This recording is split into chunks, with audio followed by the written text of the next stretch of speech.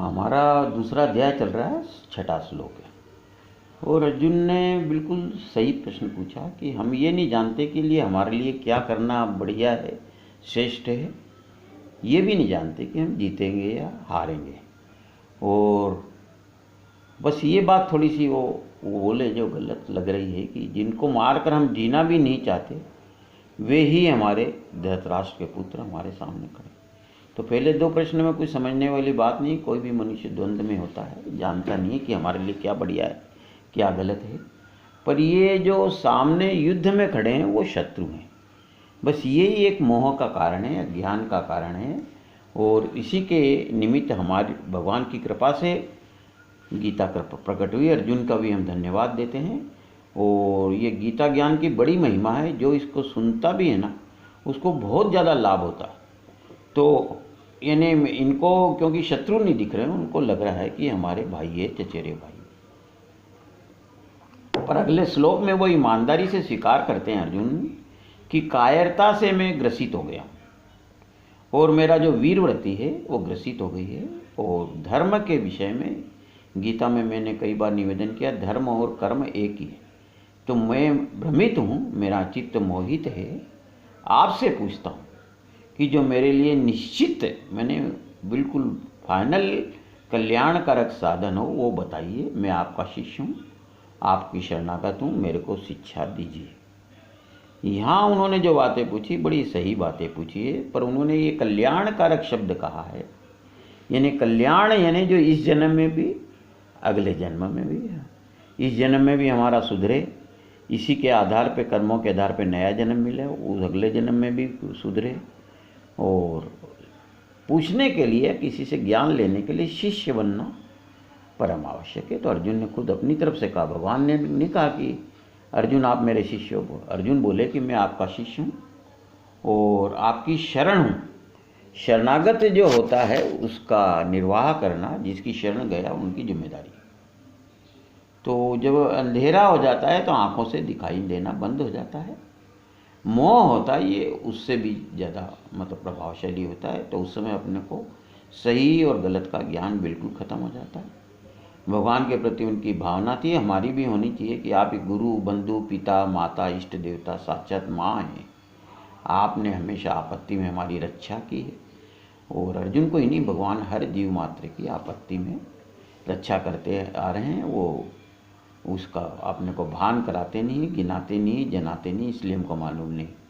लेकिन और अर्जुन ने बड़ी उपमा दी कि छोटा शिशु 2 महीने का यदि अपनी माँ को छोड़ दे तो पलेगा कैसे। तो आज मेरी स्थिति है कि आप ही हमारा ये मोह से निकाल के लालन पालन करो, जिससे हम जीवित रहें। मोह में फंसा हुआ आदमी मृत बराबर हो जाता है, छोटे शिशु बराबर हो जाता है। और फिर वो अपनी तरफ से बोल रहे हैं कि जैसे मान लो कि हम जीत गए, धन धान्य संपन्न राज्य भी मिल गया और ऐसा मिल गया कि कोई शत्रु या विरोधी नहीं है हमको, और मालिक हो गए उसके। फिर भी मुझे अभी लग रहा है, क्योंकि गीता भी श्रवण हुआ नहीं था ना, कि मेरे जो इंद्रियों को शोक प्रकट हो रहा है, इस शोक का फिर भी इंद्रियों में जो मन में है वो दूर होगा। ये जीत भी जाऊंगा तो मुझे ऐसा लग रहा है कि इससे कोई लाभ नहीं होगा। तो ये जो भ्रम है, मोह है, अज्ञान है, ये ज्ञान से जाता है। और साक्षात भगवान उनके सामने खड़े तो बोले आपके ज्ञान से ही ये मेरा मोह, भ्रम, ये अज्ञान खत्म होगा। ये है तो बड़ी कृपा है हमारे ऊपर सब पे भगवान ने। मैं तो ये मानता हूँ कि भगवान ने ही अर्जुन को ये विषाद दिया, वही निमित्त बनकर हम सब लोगों को ये ज्ञान देना चाहते थे। तो ये सब निमित्त भगवान के ही मानता हूँ। तो मोह रूपी कालसर्प का वेश विश्वेक ज्ञानेश्वर जी महाराज कह रहे हैं उनको असह्य हो रहा है। और भाग्यशाली था कि खुद भगवान जो किसी का भी मोह रूपी विष हर सकते हैं सपेरे के रूप में, वहाँ विद्यमान थे। तो अर्जुन अभी मोह सर्प से डसा हुआ है और उसके ज्ञान जो है, जैसे बादल से सूर्य आच्छादित हो जाता है कभी कभी, उस समय उसकी बुद्धि काम नहीं कर रही, मन बुद्धि में भ्रम पैदा हो गया है। और उसको तृप्ति तभी होगी जब भगवान अपने अच्छे मधुर सुंदर वचन से, ज्ञानप्रद वचनों से उसको संतुष्ट करेगा। और अर्जुन इतना भ्रमित हो गया। अर्जुन बड़े बहादुर थे, योग्य थे, मैंने निवेदन किया ना, भगवान के सखा थे और नर नारायण के अवतार थे और भगवान ने अपनी बहन उनको ब्याही थी, तो योग्य तो निश्चित थे। इतना कहकर मोह की इतनी महिमा है कि वो चुप हो गए और निर्णय सुना दिया कि मैं युद्ध नहीं करूँगा। ये मोह की महिमा है। थोड़ी देर पहले तो वो बोले 2 श्लोक पहले कि मैं आपकी शरणागत हूँ, मुझे उपदेश दीजिए, और यहाँ बोल रहे हैं कि निर्णय ले लिया कि मैं युद्ध नहीं करूँगा। शरणागत होने के बाद आपको निर्णय लेने का अधिकार कहाँ है? लेकिन यही मोह की महिमा है। और भगवान के लिए सब अति साधारण बात है। जैसे बहुत बड़ा कोई डॉक्टर हो और हम हमारी छोटी समस्या जुकाम खांसी के लेके जाएं, तो उसको हंसी आएगी यदि हम बहुत ज़्यादा बेचैन हैं, दुखी हैं, तो हंसते हुए बोले, क्योंकि भगवान के लिए तो बहुत सहज सरल है और भगवान तो सृष्टि के नियामक है। हम सबके मतलब अकारण सुहृद हैं और सबका भला चाहते हैं। तो हंसते हुए कहा, उनके लिए कोई समस्या ही नहीं थी। वो सोच रहे हैं मन में मतलब कि कैसे इसको इस भ्रांति से निकालें, जैसे डॉक्टर सोचता है कि कौन सी दवाई दें। तो थोड़ा सा उनको लगा कि इस समय थोड़ा रोष प्रकट करना चाहिए। जैसे माँ यदि बच्चे को क्रोध दिखाती है तो उसके क्रोध में भी गुप्त स्नेह रहता है। तो उसी हिसाब से भगवान ने कहा। तो ये गीता का प्रथम बहुत महत्वपूर्ण उपदेश है, 11वां श्लोक 2 अध्याय का। और इसके आधार पे हमको देख लेना चाहिए कि हम कहाँ खड़े हैं, कि आप अर्जुन अयोग्य बात के लिए शोक कर रहे हो और पंडितों सी बातें कर रहे हो। पंडित नहीं हो, पंडितों सी, पंडित मतलब ज्ञानी। जो विवेकवान है, पंडित है, वो शोक नहीं करते। पहली कसौटी, चाहे कोई मर जाए चाहे जीवित रहे, मतलब किसी भी घटना के प्रति पंडित की पहली प्रतिक्रिया ये है कि वो शोक नहीं करते। यानी यदि हम समाधान न ढूंढकर समस्या का, चाहे कोई मृत्यु हो चाहे जीवित अवस्था हो, शोक कर रहे हैं तो हम ज्ञानी नहीं हैं, पंडित नहीं हैं। ये भगवान ने गीता में पहला उपदेश दिया। तो जीवन में जब भी संकट आते हैं, विपरीत परिस्थिति होती है, शांत बुद्धि से भगवान को स्मरण करके, गीता ज्ञान की इस लाइन को स्मरण करके उसका समाधान ढूंढना चाहिए। तो वो बोला कि आप जान नहीं रहे हो कि आप आत्मा तत्व हो। सबसे बड़ी गीता में यही आखिरी तत्व समझाया जाएगा कि आप आत्मा तत्व है, और शरीर जब तक मानेंगे आपको मोह होना स्वाभाविक है। तो अर्जुन ने एक बड़ी कटु सत्य कहा, जो हम पर भी और हमारे शासकों पर जो तत्कालीन होते हैं उन पे विशेष रूप से लागू है। क्योंकि अहंकार की बड़ी माया है, अहंकार पितामह है। पहले मैं यानी अहंकार होता है, फिर माया मेरा होता है। तो बोला कि आप ऐसी बातें कर अर्जुन, भगवान तो उसको तू करके भी बोलते हैं, उनका अधिकार है कि मुझे आश्चर्य हो रहा है, क्या तीनों लोग तेरे अधीन हैं, मतलब तुम चाहोगे वह होगा, ये भगवान तुम बोल सकते हैं, उनका अधिकार है। और जो तुम चाहोगे तीनों लोग में वही होगा। क्या मृत्यु तेरे अधीन है? आज तक सृष्टि में जो भी लोग मरे हैं वो क्या तेरे कारण मारे गए हैं, या आगे जो बचेंगे क्या तूने उनको छोड़ा है, या कोई जिनको छोड़ दिया वो मरेंगे नहीं क्या? तो भगवान ने तुरंत बताया कि अपन जो बोलते हैं उसमें आपकी अहंकार बोल रहा है। तो ये जो बाल है, ईश्वर ही एकमात्र सक्षम है, भगवान बोल रहे हैं, जो ये जिससे ये संसार की सृष्टि हुई है, और उनकी इच्छा से ये इसका पालन पोषण हो रहा है, और उनकी इच्छा से ही नाश होता है। तो यदि मनुष्य इस तरह की कोई बात करता है, तत्कालीन शासक, वो बड़े पद पे कोई हो, तो वो गलत बोल रहा है, अहंकार उसका बोल रहा है। तो अब ये निश्चित है अर्जुन कि जन्म मृत्यु व्यक्ति का बिल्कुल स्वभाव है। ये मतलब यानी जिसको हम जन्मना कहते हैं, नए शरीर का धारण करना आत्मा के द्वारा, और उस शरीर को बदलना आगे भगवान बताएंगे, कपड़े बदलने जैसा है। ये मृत्यु दोनों बिल्कुल निश्चित है। अब आत्मा के बारे में ये बता रहे हैं भगवान 2 श्लोक में। पहले एक ही श्लोक में है, मैं 12वें श्लोक में, कि शोक करना नहीं चाहिए। 2 तत्व हैं, एक आत्मा और एक शरीर। आत्मा नित्य है, शरीर अनित्य है। आत्मा को कोई मार नहीं सकता, न जला नहीं सकता, कोई शस्त्र उसको छेद नहीं सकते। और आत्मा सत्य है, यानी हमेशा रहती है, और शरीर निश्चित बदलता है। दोनों में पहले ये भेद बता रहा है कि आत्मा सत्य है, शरीर असत्य है। तो जो हमेशा रहने वाली चीज़ वो तो रहेगी, और शरीर जाने वाला है वो निश्चित जाएगा। तो उन्होंने कहा ये इतना स्वाभाविक है शरीर की मृत्यु, जैसे देह में पहले बचपना होता है, बाल्यपन होता है, फिर जवान होती है, वृद्ध होती है, और ऐसे ही आत्मा है जो हमेशा रहती है, और देह उसकी मृत्यु भी उतनी ही स्वाभाविक है जैसे जवानी आती, वृद्धावस्था आती। तो मन में ये भ्रम मत करो कि आत्मा तो मरेगी नहीं और शरीर निश्चित मरेगा, ये अटल नियम है। तो चैतन्य जो आत्मा है अलग नया शरीर समय के हिसाब से धारण करती रहती है। यहाँ वो भगवान मतलब दूसरा बड़ा बहुत श्रेष्ठ उपदेश दे रहे हैं कि इंद्रियों को, मन को लगता है शीत उष्ण सुख देने वाले हैं ये जो भी है, तो ये जो आपने मन में है ये जीवन है, ये मृत्यु है, इससे सुख दुख की उत्पत्ति होती है, और ये शरीर है ये निश्चित है, ये मतलब उत्पत्ति होगी विनाश होगा, तो ये अनित्य है, और ये जो शरीर का घात है या जो होता है मृत्यु उसको आपको सहन करना ही होगा, अटल है। और हम देखते हैं हमारे पूर्वजों के समय से होती आ रही है, हर घर में कोई ना कोई मृत्यु हुई है, उसको सहन ही करना पड़ता है, इसका कोई विकल्प या समाधान अभी तक हुआ नहीं है।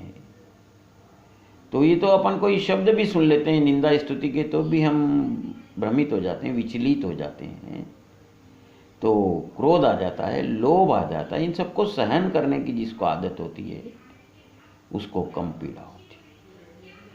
तो इंद्रियों को तो अपने विषय प्रिय है, तो कुछ अच्छे लगते हैं तो उनको सुख लगता है, कुछ बुरे लगते हैं तो उनको दुख लगता है, दुख स्वरूप लगता है, लेकिन वास्तव में ऐसा नहीं होता। कई विषय है जो दुख, जैसे मान लो डायबिटीज में मीठा छोड़ते हैं तो वो दुख लगते हुए भी अच्छा होता है। तो ये विषय क्षणभंगुर है, और जिसको ये उपद्रव नहीं करते, जो आने जाने वाले हैं सुख दुख, उनको सहन करना है अनिवार्य गीता के हिसाब से। तो जो सुख दुख को समान समझ के व्यवहार करता है वो निश्चित मतलब मुक्त हो गया वो, क्योंकि सुख दुख मान अपमान लाभ हानि निश्चित हर आदमी को प्राप्त होते हैं, उनको सहन करना ही पड़ता। तो वो जिसका मन उनसे विचलित नहीं होता है वो मुक्त ही है, क्योंकि हर परिस्थिति में वो शांत है, और उसी को मुक्त कहा है गीता में। तो जो अविद्यमान है, असत वस्तु जिसको कहा है गीता में, जो बदलती रहती है, नष्ट होती है, उसका अस्तित्व हमेशा रहता नहीं है। और ये दोनों में भेद है, जो हमेशा रहती है सत्य और जो हमेशा नहीं रहती है सत्य।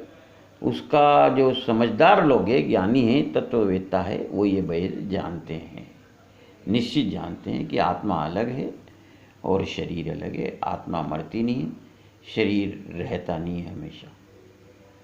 तो ये जो भेद है उससे जो मिथ्या उपाधि बोलते हैं उनको संस्कृत में, जो देह से संबंधित हमारा जो भी मतलब विचार है, ज्ञान है कि हम सुंदर हैं, हम अंकल वाले हैं, हमारा मकान है, हमारी पत्नी, ये जो भी देह के संबंध सब उपाधि है, ये ज्ञानी पुरुष उसको अपनी नहीं मानते हैं, क्योंकि वो अपने को आत्मा तत्व मानने की कोशिश करते हैं। गीता में बार बार यही कहा है, जब जब भी आप जितना आत्मा तत्व मानोगे आपकी समस्याएं कम हो जाएगी। तो ये एक विचार करोगे तो आपको लगेगा ये आने जाने वाली चीज़ है। तो ये प्रपंच जो फैलावड़ा है, शरीर की उपाधियाँ, ज्ञानी पुरुष उसका त्याग कर देते हैं। जो अशाश्वत है, जिसकी सत्ता नहीं है, तो वो है भी नहीं, तो कभी जाएगा ही, कभी न कभी तो वो नहीं में परिवर्तित होगा ही। इसलिए भगवान के, और जो शाश्वत है, सत्य है, वो हमेशा रहता है। तो संपूर्ण विश्व में जो व्याप्त है, जिसके कारण विश्व है, वो सत्य है, वो अविनाशी तत्व है, जिसका पूरा ज्ञान किसी को भी नहीं कि आत्मा तत्व क्या है, परमात्मा निराकार रूप में क्या सत्य है। और उस अविनाशी सत वस्तु का विनाश करना किसी के लिए भी संभव नहीं है, ये भगवान समझाने की कोशिश करते। तो वो अविनाशी अगम्य आत्मा, यानी जिसका ज्ञान किसी को भी नहीं है, क्योंकि वो निराकार है, और विश्व के कोई भी विधि से हम उसको नाप नहीं सकते, तोल नहीं सकते, समझ नहीं सकते, सूंघ नहीं सकते, पहचान नहीं सकते, देख नहीं सकते। तो ये शरीर उसका खोल है, तकिए का जैसे खोल होता है। रुई जो है वो मुख्य मतलब उसका पार्ट है, तो उसके लिए शोक नहीं करना चाहिए। तुम अपने कर्तव्य का पालन करो। युद्ध करो का मतलब जो जीवन में प्रसंग आया है उसको आप अपनी छोटी बुद्धि से थोड़ी देर का अपन चिंतन कर सकते हैं, कुछ समय का, कि बड़ी दीर्घकालीन चिंतन हमारे लिए संभव नहीं, और अगले जन्मों का तो बिल्कुल संभव नहीं। इसलिए आपको जो भी कर्तव्य सामने आता है उसका पालन करना चाहिए। तो अब यहाँ युद्ध है, वो कर्तव्य ऐसा। तो भगवान कहते हैं जो ये समझ रहा है कि मृत्यु के साथ आत्मा मरने वाली है, वो गलत समझता है, उसकी भूल है, उसको कोई सही ज्ञान नहीं है। आत्मा न तो किसी को मारता है, न ये मारा जाता है।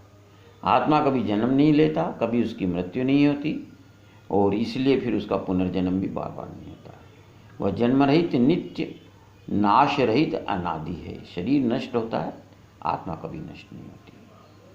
तो जो ऐसी अविनाशी तत्व है उसको कोई भी कैसे मार सकता है, ये भगवान समझाने की चेष्टा करते हैं कि छाया को मारने से शरीर में घाव नहीं होता है। इसी तरह से आपके शरीर के नाश के साथ आत्मा, जो आपका मुख्य तत्व है, शरीर के अंदर जो दो मुख्य तत्व है जिसके कारण मनुष्य मनुष्य कहलाता है, उसका कभी नाश नहीं होता है। वो हमेशा अपने मूल स्वरूप में ही रहती है। और वो सरल समझा रहे हैं कि जैसे कपड़ा आपके दिमाग से उतर गया, जीर्ण हो गया, या कोई भी कारण आप उसको बदल देते हैं, तो भगवान के नियम भगवान ही जाने। वो लगता है उसको कि इस आत्मा का ये शरीर कपड़ा है, उससे जब वो आवश्यक होता है, उसमें आयु महत्वपूर्ण नहीं है, भगवान उसको बदल देते हैं। और ये जो आत्मा है, न तो इसका नित्य न तो उत्पन्न होती है, न मृत्यु को प्राप्त होती है। उसके लिए शोक आत्मा के लिए बिल्कुल नहीं बनता है। 2 श्लोकों में, वो 24 और 25 में कुछ गुण बता रहे हैं आत्मा के, कि जो शरीर से बिल्कुल भिन्न है। आत्मा को कोई जला नहीं सकता, आत्मा को शस्त्र से तोड़ नहीं सकते, पानी से गीली नहीं होती, सूखती नहीं है, और ये नित्य सिद्ध है, अनादि है, उपाधि रहित है। न इसका चिंतन संभव है, क्योंकि इसका कोई भी इंद्रिय मन का विषय नहीं है, और न ये मतलब यानी अव्यक्त है, ये दिखाई नहीं देती, अविकारी है, इसमें कोई विकार नहीं होता। तो ये सब सोच के आपको चिंतन करना नहीं चाहिए। और जो विनाशी तत्व है शरीर, वो पैदा होता तो उसकी मृत्यु निश्चित है, ये नियम है भगवान का। और जो मरता है उसका पुनर्जन्म निश्चित होता है। तो जो टलने वाली बात नहीं, अपरिहार्य अटल है, उसके लिए शोक तो बिल्कुल करना गलत है, व्यर्थ। ये नियम है। षष्ठी के शुरू से ही हमारे पिताजी, उनके पिताजी, उनके पिताजी, हम देखते आ रहे हैं। हमने भी इस आयु में जो है हमने मृत्यु निश्चित देखी है, और वो अटल है। और ये मान कर ही बचे हुए पुरुष जो है, जिनके परिवार में मृत्यु होती है, वो शांति से जीवन यापन कर ही रहे हैं। गए हुए के साथ कोई भी अपने को मतलब मार नहीं लेता, ये नियम है। ये निश्चित नियम जो है, उसके बारे में सोच कर अपने को दुखी सुखी नहीं करना चाहिए। तो बोले कि आप खुद का अपना अनुभव देख लो, कि जैसे आज ये जो शरीर भास रहा है, दिखाई दे रहा है, इसके पहले पिछले जन्म में था, वो कहाँ दिखाई दे रहा है? यानी आज इसी जन्म में, इसी योनि में दिखाई दे रहा है, और शरीर छूटने के बाद भी ये दिखाई नहीं देगा।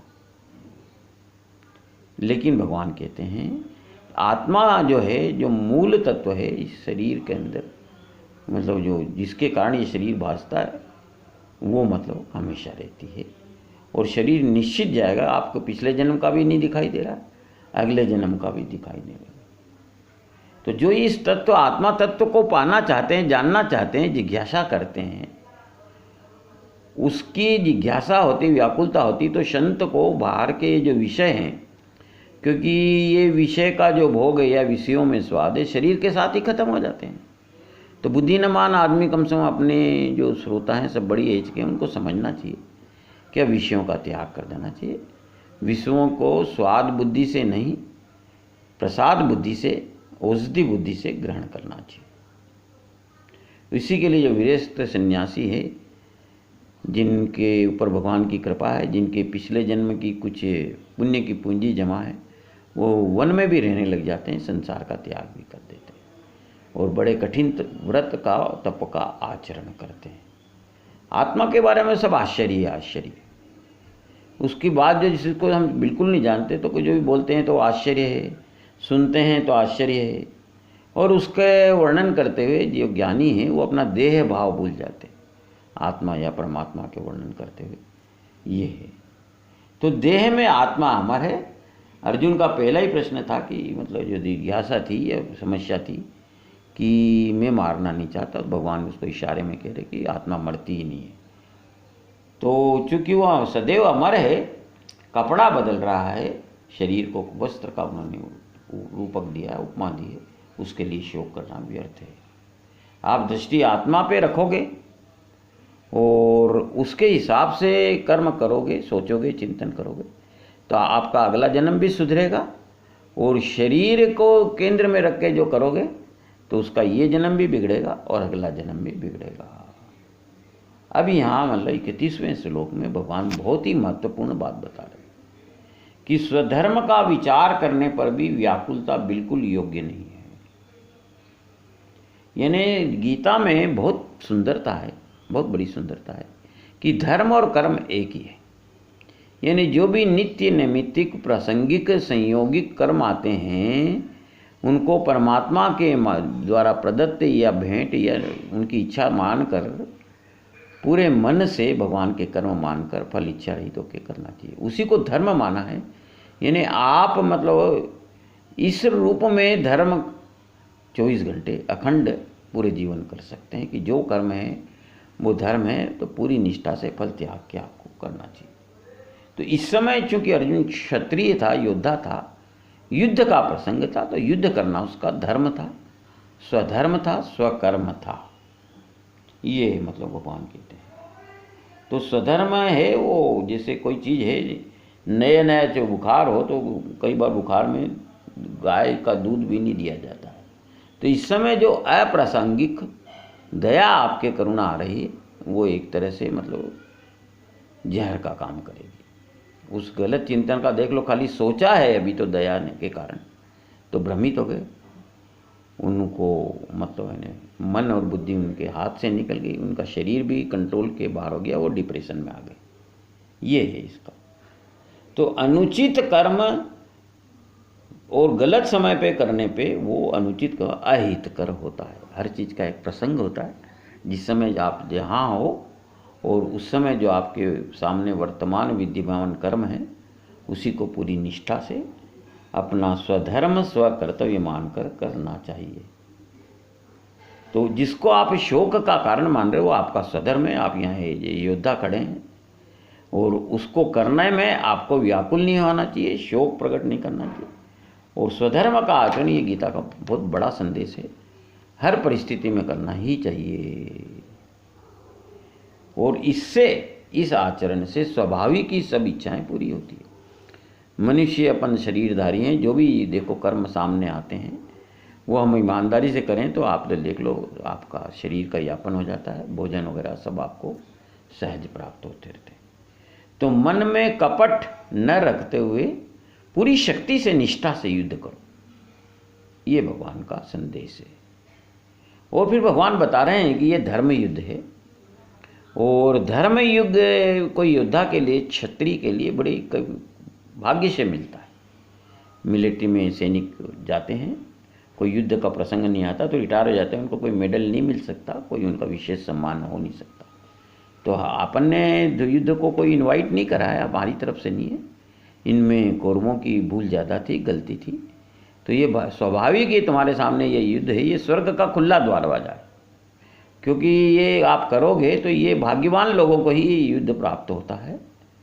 और ये समझ लो कि तुम्हारे गुणों पर लुब्ध होकर कीर्ति यश है तुम्हारी वर्ण करने के लिए आई है, ये भगवान कह रहे हैं।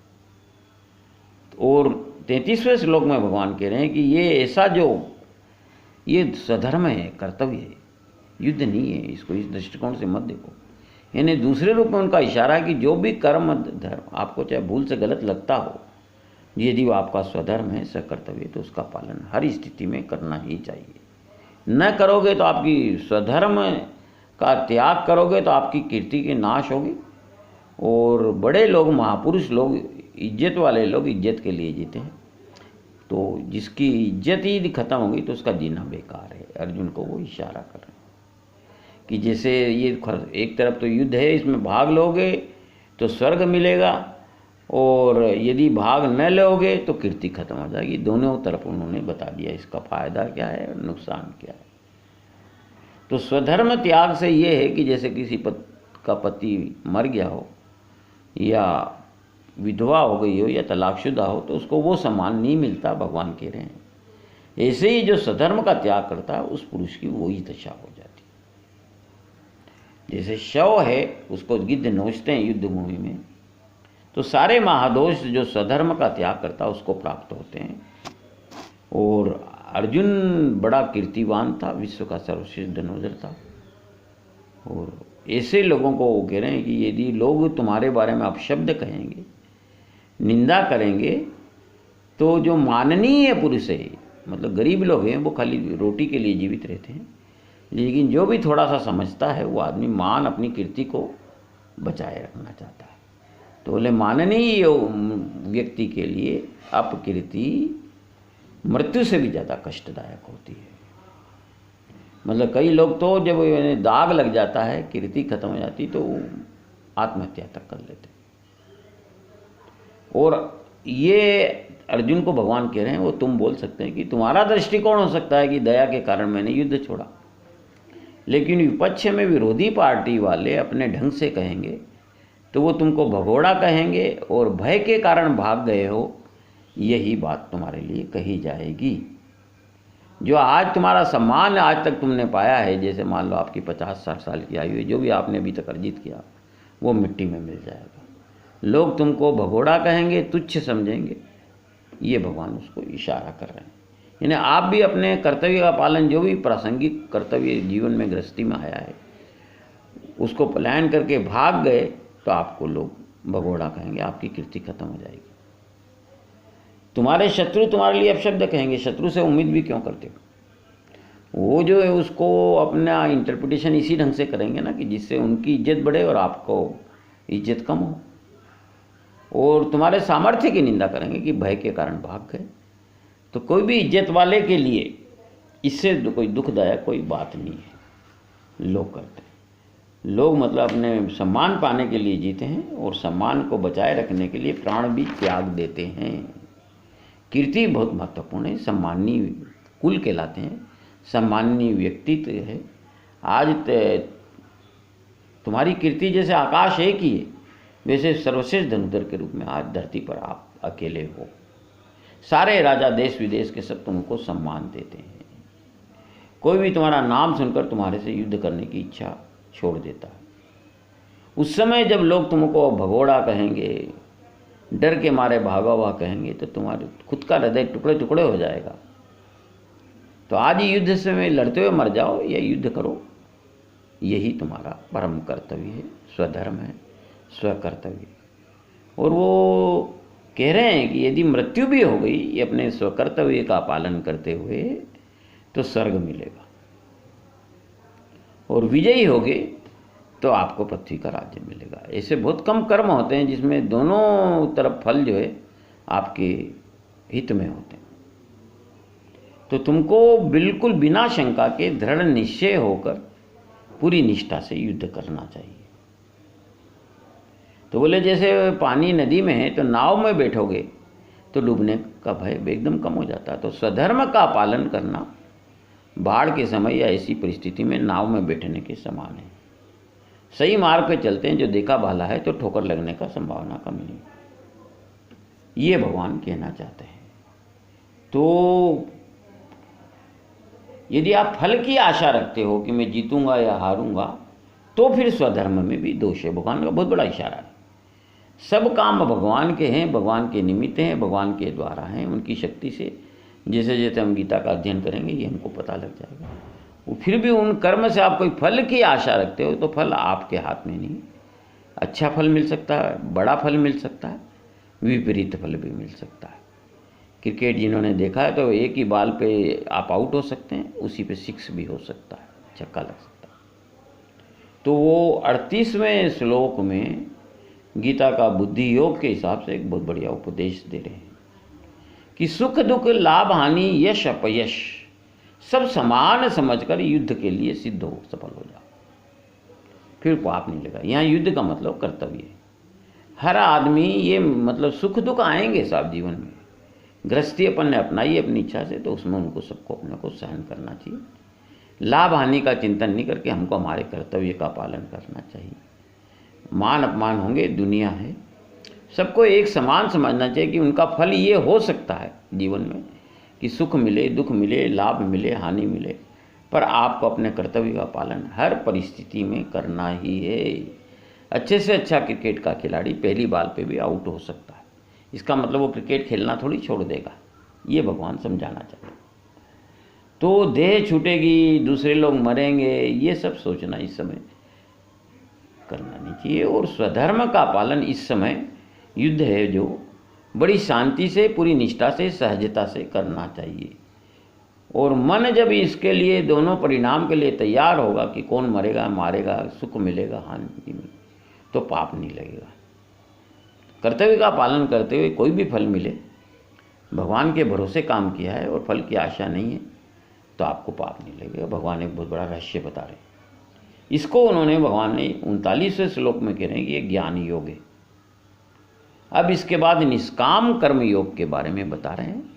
आज भाग्यशाली हैं हम कि दोनों ज्ञान योग में मालूम पड़ गया कि समता में रहकर परिणाम के प्रति हर परिस्थिति का सामना पूरी निष्ठा से करना है, फल चाहे कुछ भी मिले। दूसरा भी कर्मयोग निष्काम बता रहे हैं कि कर्म के बिना सृष्टि नहीं चलती, तो कर्म तो हर परिस्थिति में करना है, उसको फल नहीं चाहना, ये निष्काम कर्मयोग है। और अहंकार बुद्धि को छोड़ के करना है। तो ये भगवान ऐसा है जो दुनिया में अधिकांश लोग, ज्ञानी या संत तो 1% भी नहीं होते हैं, गृहस्थी में और अपना अपना कर्म कर रहे हैं। तो कर्मयोग ही सहज स्वाभाविक मार्ग है बहुमत के लिए, एक तरह से सभी के लिए। तो बोला कि जिसको कर्मयोग की ये तरीका मालूम पड़ गया, ज्ञान उसको आत्मसात हो गया, उसको कर्म का बंधन नहीं होता, भगवान बता रहा है। क्योंकि अर्जुन की ये बात थी, वो बिल्कुल केंद्र में रख के भगवान बोल रहे हैं कि पाप लगेगा। तो जो कर्म भगवान का मान कर करेगा, फल नहीं चाहेगा, तो वो पाप नहीं लगेगा। ये उपाय भी भगवान बता रहे हैं। पहले समता वाला बताया था कि युद्ध में कोई भी फल हो और वो अवश्यंभावी है जो होता है, उसको ज्ञान से सहन कर। और ये कर्म बता रहे हैं कि आप फल के ऊपर ध्यान केंद्रित नहीं करेंगे तो आप पूरी निष्ठा से मतलब कर रहे हैं। तो ये वज्र के समान कवच है ये, मतलब कर्मयोग। तो फिर उसको जो संसार की शस्त्र वर्षा है वो उससे प्रभावित नहीं करेगी। और ये निष्काम कर्मयोग की महिमा बता रहे हैं भगवान 40वें श्लोक में कि इसमें किए कर्म का कभी नाश नहीं होता। यानी अहंकार छोड़ के भगवान का साधन ये शरीर, मन, बुद्धि, और जो भी कर्म आपके सामने आता है उसका फल न चाहते हुए पूरी निष्ठा मनोयोग पूर्वक भगवान का कर्म मानते हुए करना है। तो वो आप है ना, उसको जो कर्म करा है उससे जो पुण्य मिलेगा वो पूंजी कभी खत्म नहीं होती।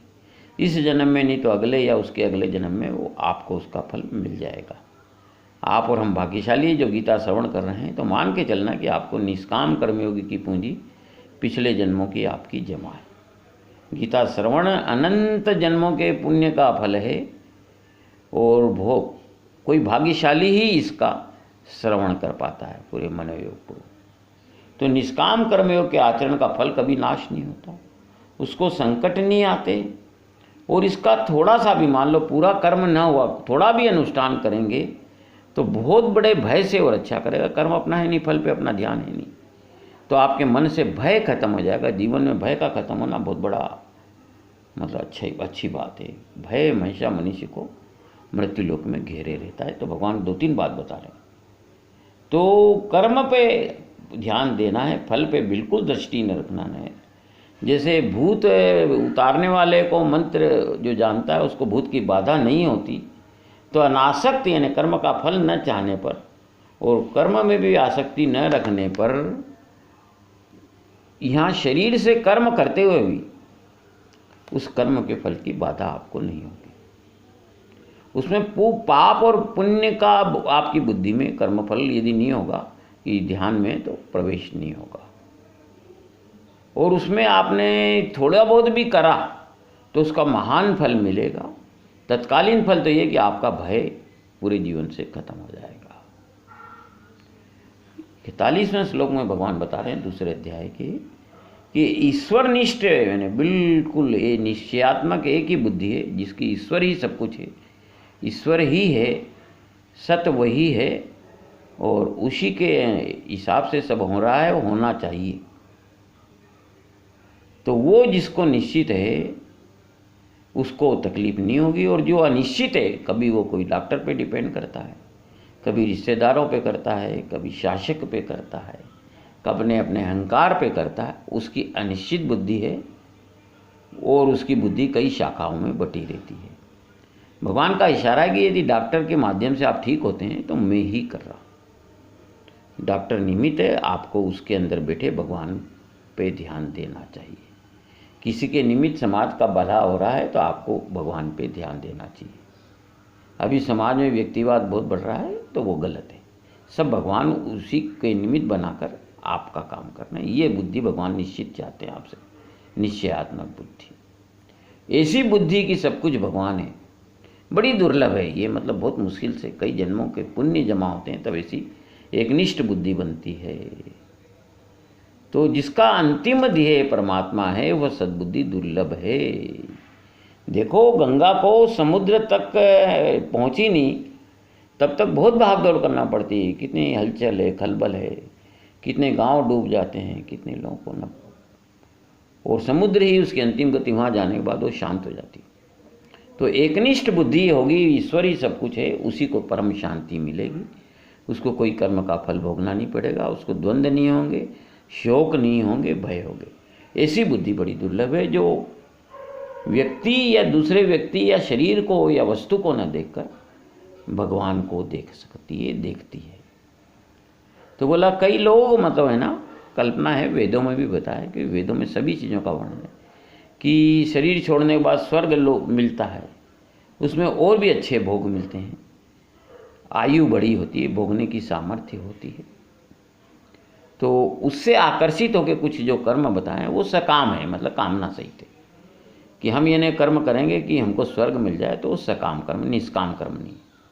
कई लोग अपना जीवन उसमें बिगाड़ लेते हैं क्योंकि वो स्वर्ग पाने के लिए या इस लोक में कोई ऊंचा पद या प्रतिष्ठा या मान या धन पाने के लिए अपना मनुष्य जीवन की कीमत पे वो कर जाते हैं।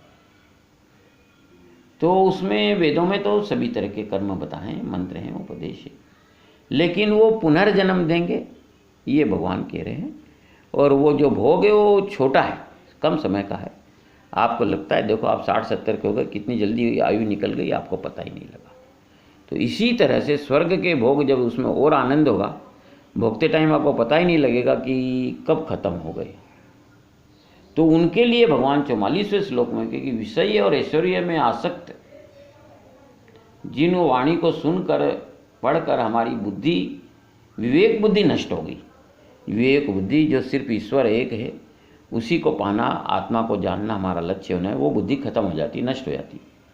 तो उसमें मतलब आत्म तत्व विषयक बुद्धि का उद्भव ही नहीं होता, उधर विचार ही नहीं जाता। वो माया ऐसी भगवान की प्रबल है कि उन भोगों में और मृत्यु के बाद जो होने वाले स्वर्ग के भोगों में उसकी बुद्धि इतनी आसक्त होती कि मनुष्य जीवन शरीर का अनमोल भगवान की देन को छोटे छोटे तुच्छ पदार्थों के प्राप्ति में लगा देता है। उसको कभी भी आत्म तत्व की जिज्ञासा नहीं होती। तो इतने पुण्य करते हैं संसार में कि अच्छे कर्म यदि आपने किए हैं और उसके बदले में यदि आप कोई संसार चाहते हो, यानी संसार मतलब वो संसार की वैभव हो, या स्वर्ग चाहते हो, तो वो तुच्छ बुद्धि है, दुर्बुद्धि है। ये मतलब कि जैसे मान लो कि अच्छे घर में खाने के लिए खाना बनाया और आपने उसको बेच दिया, तो इस तरह से अच्छे कर्म करके कोई संजोग बने, आपने पुण्य किए हैं और आप उनके बदले में संसारिक वैभव या स्वर्ग चाहते हैं, तो आपने एक तरह से उन पुण्य को बेच दिया। तो वेदों में ऐसा अर्थवाद है, उनका भी मतलब ज्ञान है, ऐसे वर्णन है, उसके कारण मनुष्य दुर्बुद्धि हो जाता है। जो वेदों में तीनों गुण हैं, आगे अपने वर्णन आएंगे, सात्विक, राजसी और तामसी। लेकिन जो भगवान में बुद्धि लग जाती है, वो तीनों गुण माया में, प्रकृति में फंसाने वाले, उससे अलग त्रिगुणातीत हो जाता है, द्वंद्व रहित ही होता है। हमेशा उसमें सात्विक गुण रहता है और वो अपने योग और क्षेम की कि हमको जो आवश्यक है जीवन में वो मिले और वो बना रहे, उसकी चिंता नहीं करता है। कि जो भगवान पे निर्भर हो गया, जो भगवान को थोड़ा भी समझ जाता है, तो वो जानते हैं कि भगवान ही आपूर्ति करते हैं, क्योंकि आप प्रयास भी जो करते हैं उसका फल जो है वो भगवान के हाथ में है। तो वो जो ऐसा है, कभी भी जीवन में आकर 2 मिनट 3 मिनट में तो अपीपन खत्म करते हैं। तो ये आत्म सुख है जो अंतःकरण है वो मिले, वो भाव कभी भी छोड़ना नहीं चाहिए। देखो, यदि मान लो सब जगह बाढ़ आ रही है, पानी ही पानी है, तो आप तो अपनी आवश्यकता के अनुसार ही पानी लेंगे ना, पूरा बाढ़ का पानी अपने घर में थोड़ी भर लेंगे। तो जो ज्ञानी है, जिसकी बुद्धि एकनिष्ठ ईश्वर निष्ठ हो गई है, जो समझ गया है कि ये शरीर के सुखों में सार नहीं है और आगे भी उपभोग स्वर्ग का जो नहीं चाहता है, वो उसका विचार करे हुए वेदों में निष्काम कर्म योग के श्लोक या जो ज्ञान उसमें से छांट लेता है।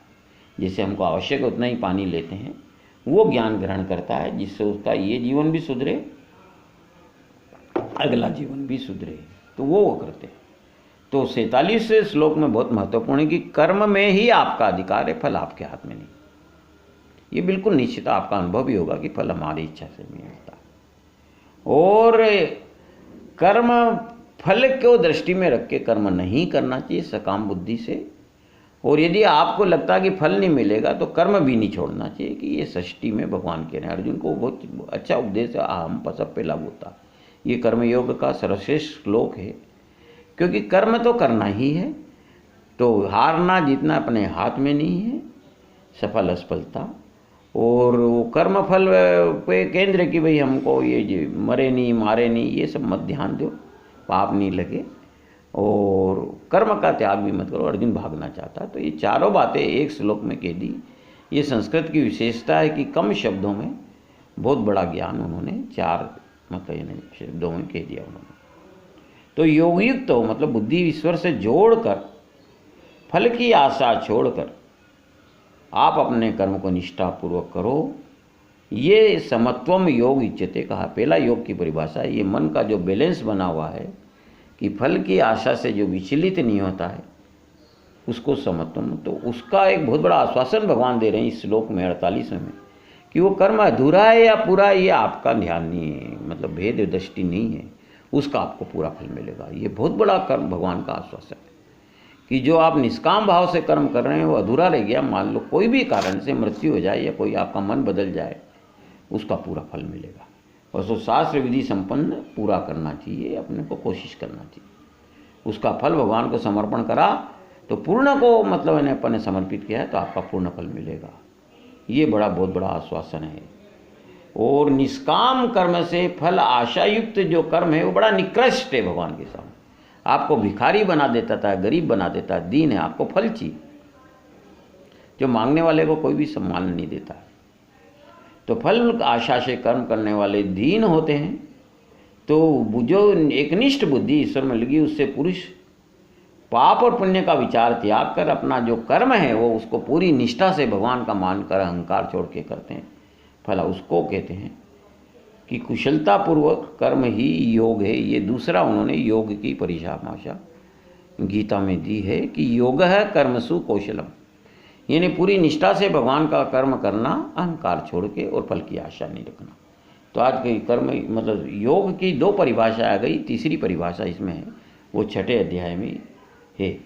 तो बुद्धि योग का सहारा लेने वाले ज्ञानी जो है कर्मफल का त्याग कर कर, उनको जन्म बंधन का मतलब मृत्यु ही खत्म हो जाता है, जन्म मृत्यु का, तो उन पर ये लागू नहीं होता। भगवान कह रहे हैं कि आपको मृत्यु होगी, फल होगा, ये वो निरामय मतलब हमेशा रहने वाला मोक्ष पद प्राप्त होता है, ऐसा भगवान कह रहे हैं।